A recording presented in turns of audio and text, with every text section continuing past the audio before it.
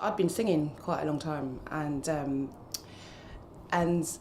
my boyfriend got killed, so I needed something else to kind of I don't know, sort of regenerate my energies to go back into music really, and didn't think about acting at all at first, and what I wanted to do was a language. I wanted to do Spanish. I did Spanish at school. My Spanish is quite good, not bad.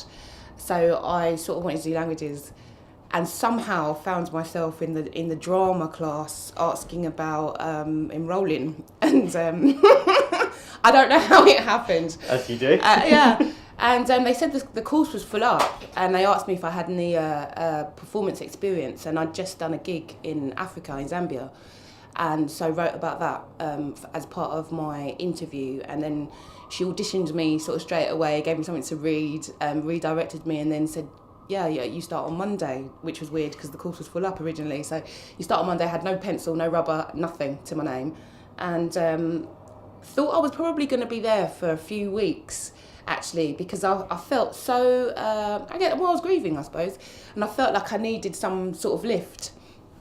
And 2 years later, I found myself, a year later, I found myself, with the encouragement of the teacher that I had there, applying to drama school for no good reason, and then got in. Well, I think very, I don't know where I'd be without them. The first year, I'm not going to lie, it was difficult. I felt like a fish out of water. Everybody felt like they'd wanted to act since the womb, and I suddenly was there going, I don't really know what I'm doing here, you know. So the first year was quite difficult, and then the second year, I fell in love with it completely. Fell in love with the work, my teachers there, the support I had there, my classmates there. We were a great year.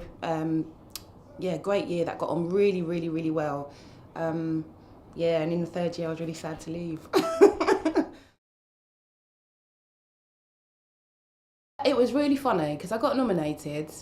I wasn't going to go to the ceremony, and then a friend of mine who also got nominated at Guildhall, who was an amazing actor, said, please, let's just go together. Let's just, and we went, and when I heard my name called out, it was amazing. I couldn't believe it. It was a really personal achievement. As to what it's done to my career, I have no idea, actually. I don't know what happens when people see my CV, if they think, oh, Spotlight Award winner. I have no idea. No one ever sort of discusses it with me. But I'm sure it's a really nice, I know it's a nice accolade to have, So, I'm very grateful for it. I went from drama school to the RSC for 2 seasons, and I had 10 days off. I was at the RSC for 2 seasons, and then I've sort of quite steadily done lots of theatre and television since then. So mine has been quite a steady sort of progression, really. I've not really had really long stints out of work. I've been really fortunate. Changes, I haven't changed anything really. I keep in contact with my agent quite a lot. I write my own letters and stuff. I've literally just completed my show reel, which is a bit weird to watch. Obviously, changing your pictures regularly is quite a good thing to do. Actually, which is probably one of the things, because I hadn't changed my picture for quite a long time, and I've just done it. I had done it a couple of years ago and wasn't satisfied with my photo, so my photo stayed the same.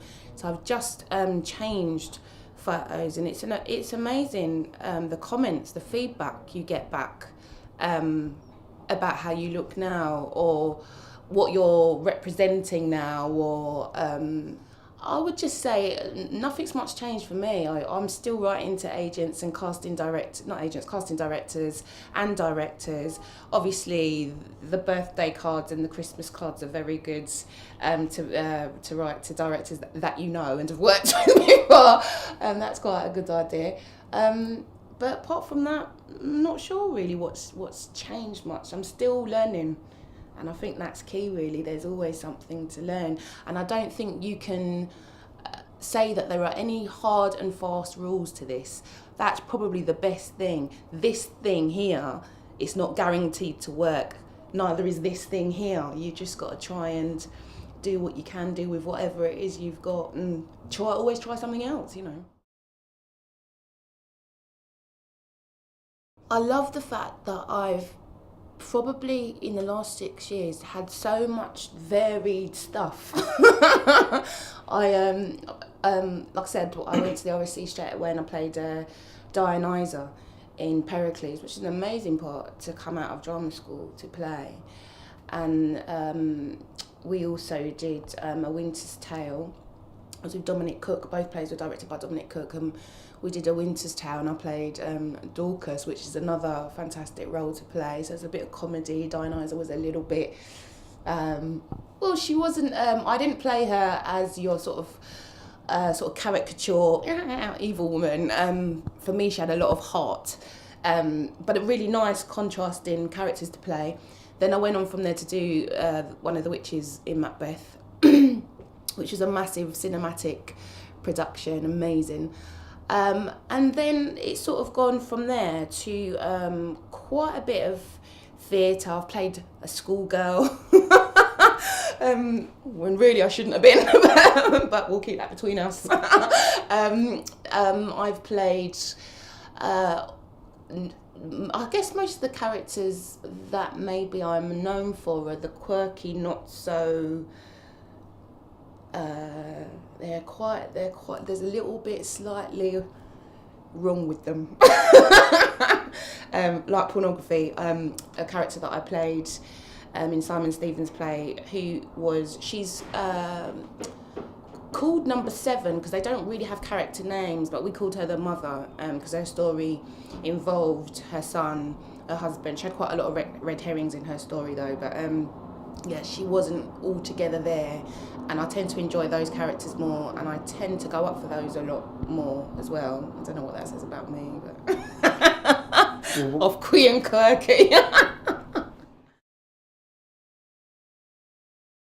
I guess when I left drama school, a lot of people came to see the showcases that you put on and the plays that you put on. So it's weird actually, because you then sort of finish drama school. In my case, I finished but had somewhere to go, quite aware that a lot of people don't. But it's weird how casting directors know who you are before you even know what they are. Because casting directors, I didn't really know what their role was. Although I know that it's in the name, I was really quite naive and didn't really understand what that relationship was supposed to be. But I've got a really nice relationship with quite a few casting directors that never forget me, and they're sort of an extension of my agent really, and it's always nice to have that rather than feeling like you're alone or you're just with your agent trying to, I always know that there's casting directors out there that have seen the work, know what it's about, and will call me if they feel the need to see me. I write my own letters. Sometimes I've had different meetings for things that are in research and development sort of phases, that's not involving sort of any kind of monetary kind of exchange. I can sort of set up things for myself that way, which for me always creates leads into something else. You never know. Whatever's around spotlight facilities, you just utilise absolutely everything that is available to you. Friends, press nights are very good. Saying hello to people at press nights is always very good. The best piece of advice I think I've ever been given, for me personally, was not everybody needs to know what you're thinking. And I know that sounds a little bit... but not everybody does. And that's got no negative connotations. It's just I'm quite, I guess, outspoken and opinionated is the wrong word. But sometimes you don't. There's no need. There's no need. And be prepared. Be on time. Be prepared.